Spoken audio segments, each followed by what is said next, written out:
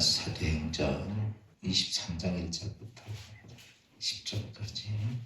바울이 공회를 주목하여 이르되 여러분 형제들아 오늘까지 나는 범사의 양심을 따라 하나님을 섬겼노라 하거늘 대제사장 아나니아가 바울에게서 손님 사람들에게 그리스도를 시작하노니 바울이 이르되 회칠한다며 하나님이 너를 치시리로다.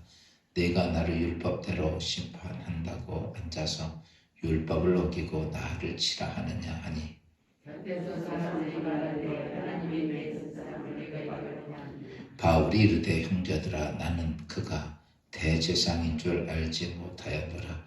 기록하였을 때 너는 백성의 과리를 비방하지 말라 하였느니라 하더라.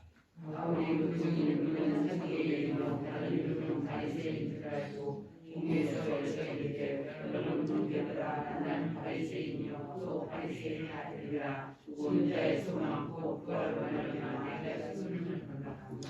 그 말을 한즉 바리새인과 사두개인 사이에 다툼이 생겨 무리가 나누어지니 이는 사기에 부활도 없고 천사도 없고 영도도 없다고 바리새인은 다 있다 하니라. 크게 떠들새 바리새인 편에서 몇 서기관이 일어나 다투어 이르되 우리가 이 사람을 보니 악한 것이 없도다. 혹 영이나 혹 천사가 그에게 말하였으면 어찌하겠느냐 하여 그분이 성령이 바울의 그들에게 지켜주라 하여 유명을 명하여 내려가 우리 가운데 또 빼앗아가지고 오늘 내려가라. 아멘. 할렐루야. 오늘 하루도 하나님의 은혜가 여러분들에게 함께 하시길 바랍니다.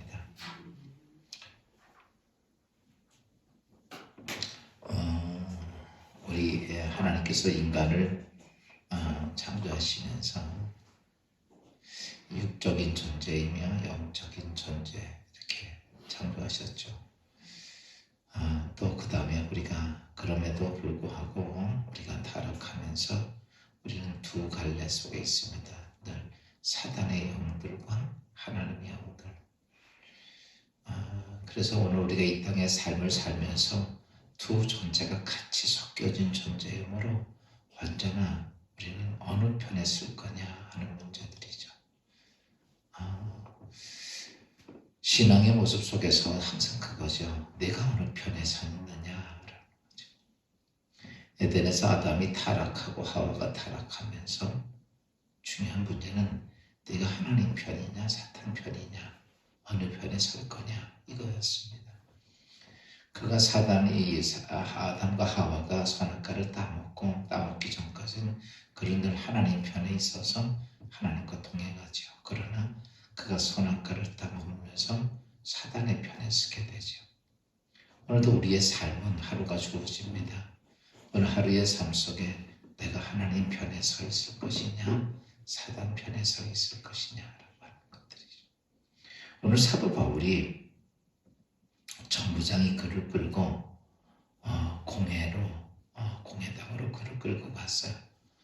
그들이 공회당에 많은 열정적인 하나님을 믿는 유대주의자들이 거기에 가득 모여 있었습니다. 거기는 대제사장까지 모였어요. 그러니까 이 사도 바울의 어제 제가 말했지만 하나님은 어떤 일을 하실 때 그를 이렇게 주목되게끔 이렇게 하시는 것 같아요. 바울이 그 바울 하나가 무슨 대단한 것처럼 봐서 거기에 대제사장까지. 왜냐하면 그 당시에 대제사장이면 최고의 권력자고 정치적으로 또 종교적으로 최고의 위에 있던 사람이니까 대단한 사람들이죠.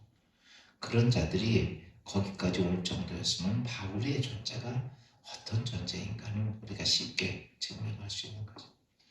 그들 앞에서 바울은 그래요. 외적으로 보면 대제사장이 있고 거기 보면 정말 내노라는 바리새인들이 있고 또 내노라는 서기관들이 있고 그 다음에 또 그 사두개인들이 있고 이런 모습 속에서 그러니까 최고의 그러니까 유대교의 최고의 능력자들이 다 모여 있는 자리예요.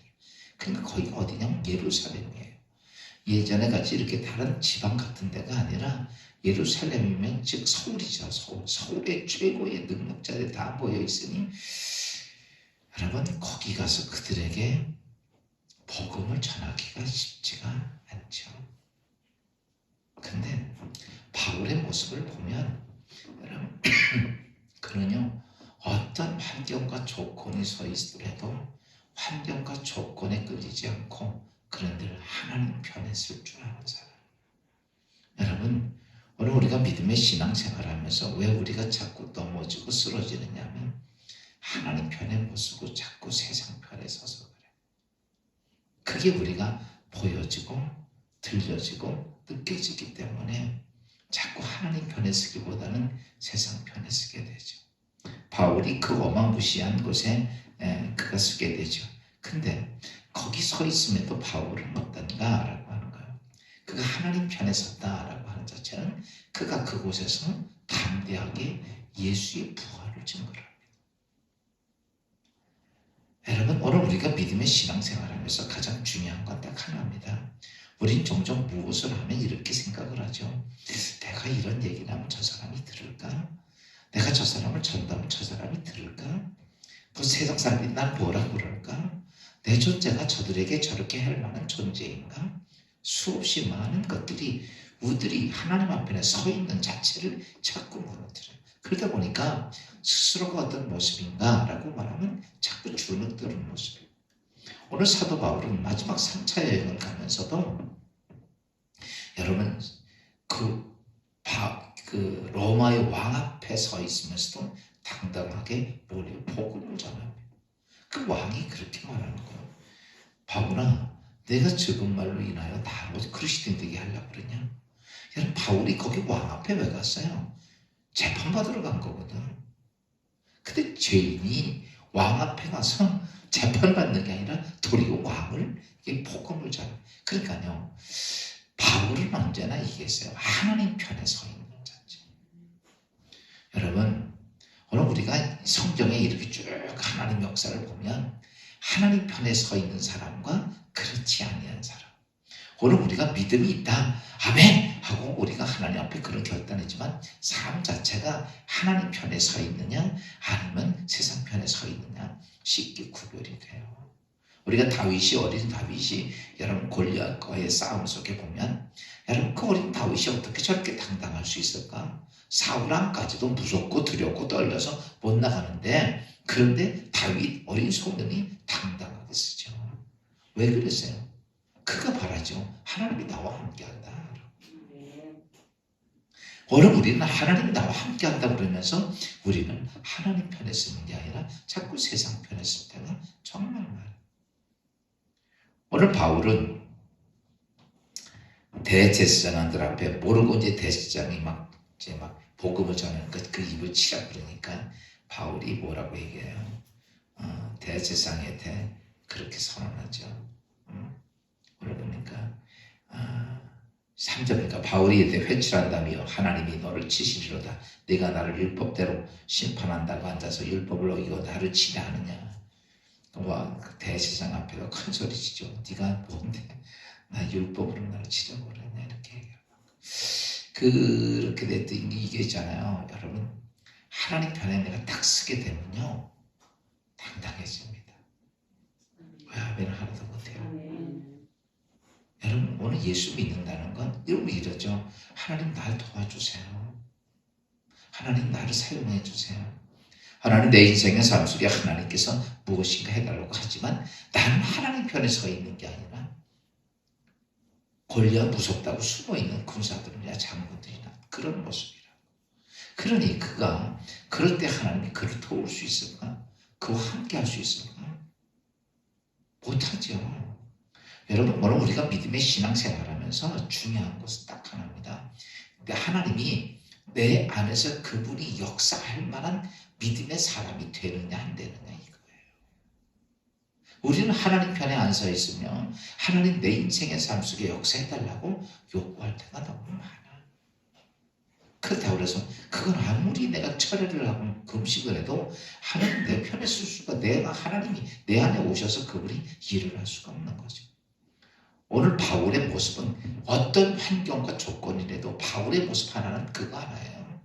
자신이 하나님 편에 딱 서 있는 거예요. 그러니까 그의 입에는 무엇이냐면 하나님의 살아계신 증거가 계속 나오는 거고, 또 그렇게 그가 선언한 것에 따라서 하나님의 능력도 바울의 삶 속에 늘 같이 있다는 것이죠.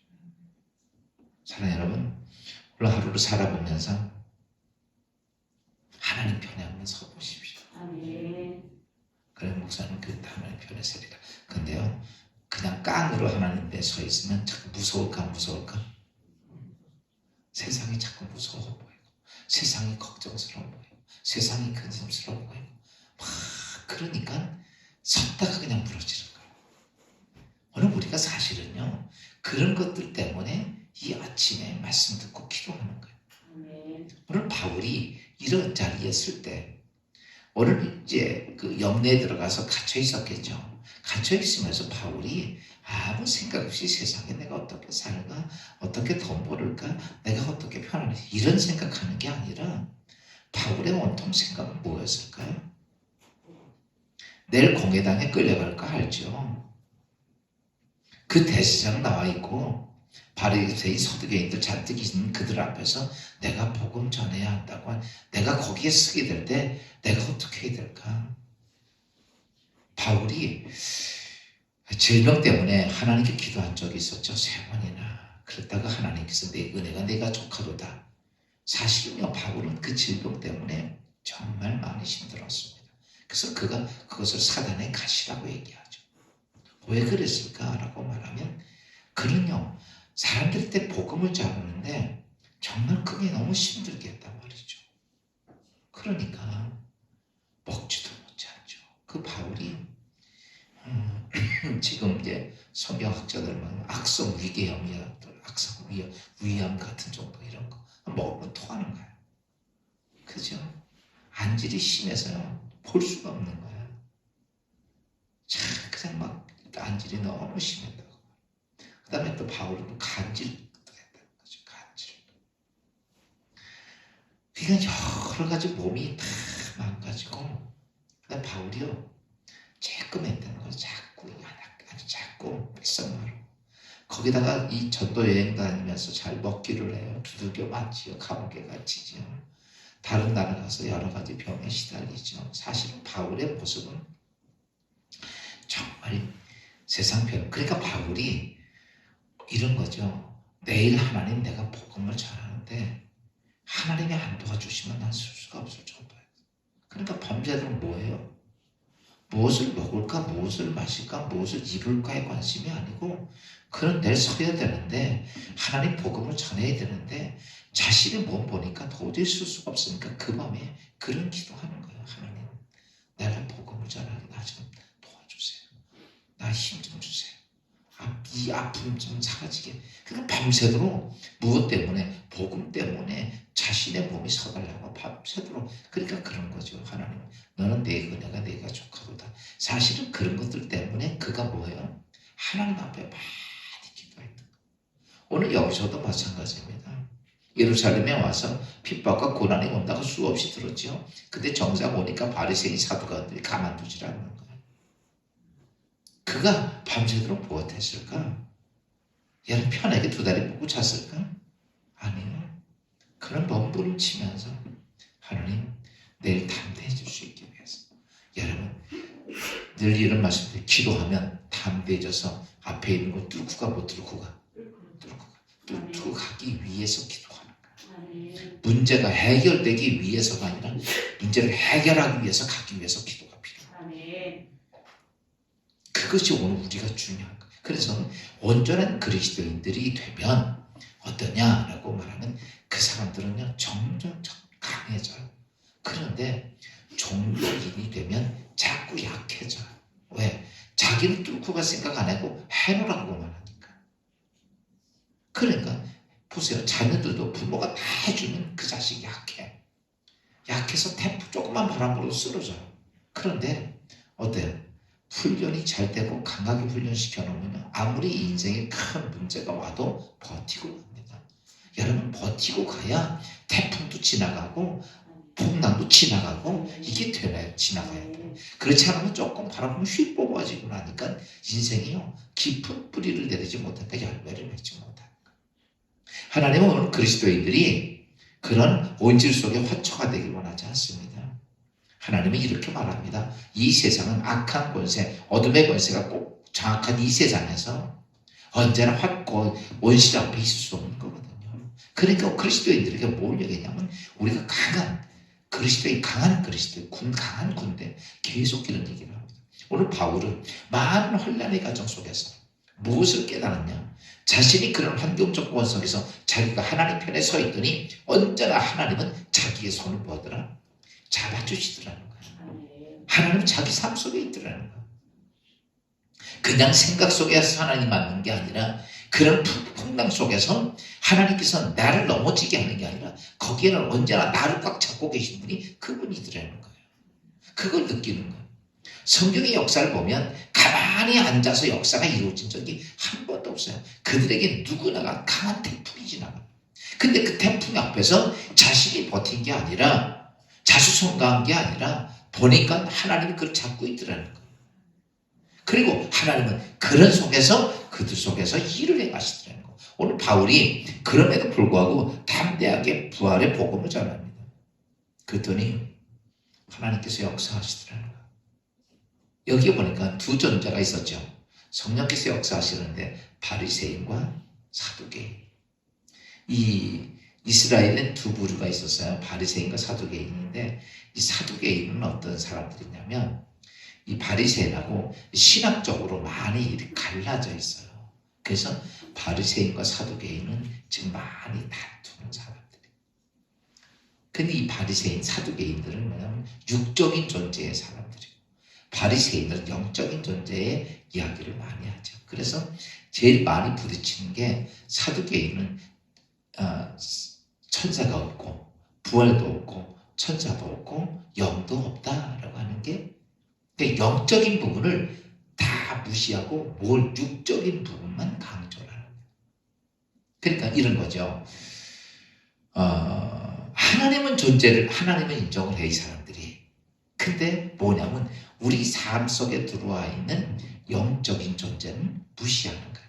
그래서 그들은 뭐가 없느냐라고 말하면 영도 없다. 사람에게 천사도 없다. 그 다음에 부활도 없다. 이것이 사두개인들이 주장하는 거예요.